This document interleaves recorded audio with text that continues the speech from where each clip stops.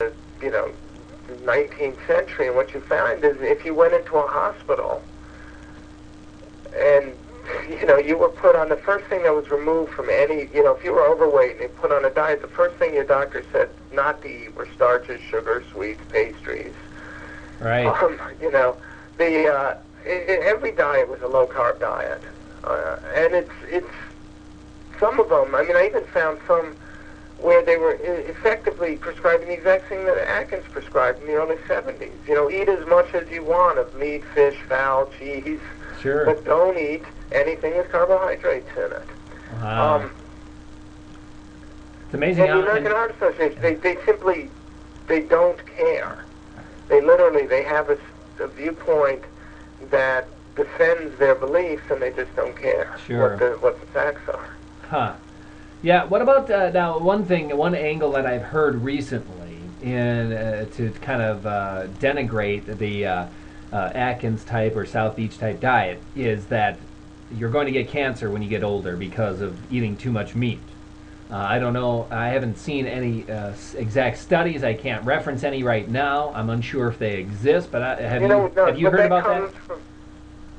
That comes from observational studies. By observational, it means, where you follow a population. You don't do a population trial study. where you randomize two groups. Yeah, population studies where you look at populations that have, for instance, high rates of colon cancer. They tend to be meat eaters compared to, populations that have low rates of colon cancer, but they also tend to be many other different things. Like they eat more sugar, they eat more refined carbohydrates. So the studies are effectively meaningless. They're not properly controlled for all the other factors that could contribute, you're saying, to cancer prevalence. Exactly. Oh. They don't control. And meanwhile, you've got this whole mass of evidence that's accumulating every day, linking refined carbohydrates and sugars to virtually every cancer out there. Most age-related insulin diseases. and insulin. Pardon me? It's cancer, but it seems most age-related diseases. There's plenty of evidence that shows eating too many carbs, too many sugars, accelerates all age-related diseases as well as cancer. It seems. That's absolutely true. At least the evidence there to show it, to make it a reasonable hypothesis. But again, it's one of these things now. Fueling a lot of this is just there's a kind of endless stream of reasons thrown up to eat less meat. And I was just reading a New Yorker story from about 6 months ago on the coming water crisis, and this New Yorker writer was explaining that it takes 1,300 gallons of water to make one hamburger. And I'm still trying to figure this out. Where do these cattle drink all this water? They're grass fed and they're just grazing on the. They really drink. I don't know. Maybe they do. But the argument was 10, 20 times more water used to create a certain amount of calories or protein from meat as from rice or grain. It's now cattle supposedly cause global warming because of it. Just. Well, I know what you're saying there, but I did... It's a religion. Sure. I saw one study recently that actually countered the fact that eating meat was more environmentally disastrous, in that you can raise cows on poor quality land, whereas you can't raise grains on poor quality. And so it was actually cheaper and more environmentally friendly to raise beef in certain circumstances than what it would be to raise grains. That's just one counter. But again, it doesn't. The actual evidence doesn't matter in these kinds of arguments. There's actually one of the leading academic researchers studying the low-carb diets. He's a clinician. His name is going to go unmentioned, but he's a clinician. He treats childhood obesity. He's one of the biggest names in the field. Literally told me that he didn't think I should write anything that could be perceived as, pro-meat eating.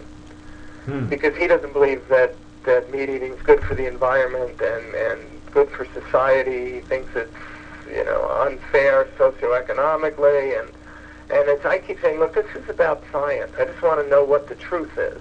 Yeah. Once I establish what the truth is, then people can make decisions what to do with it based on their own ethical, social, religious beliefs.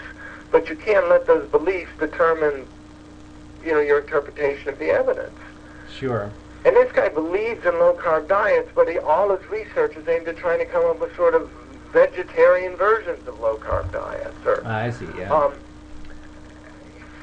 The one thing I never got was why eggs and dairy are so reviled by some of the vegetarian community, being that an egg isn't really a living thing, and that they can be raised without doing hardly any harm to the birds.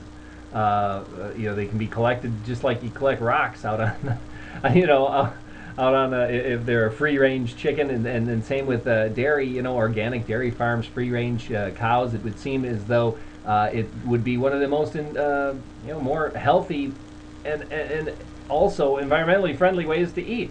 But now you're trying to use sort of logical thought in a religious discussion. Sure, There's just no room for it.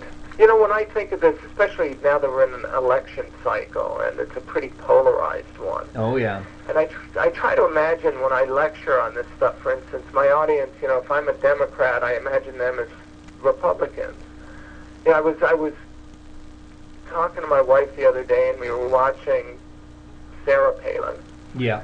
And I actually can't watch her without disliking her, regardless of what she says. Sure. And I said, I wonder if the Republicans feel the same way when they watch Barack Obama.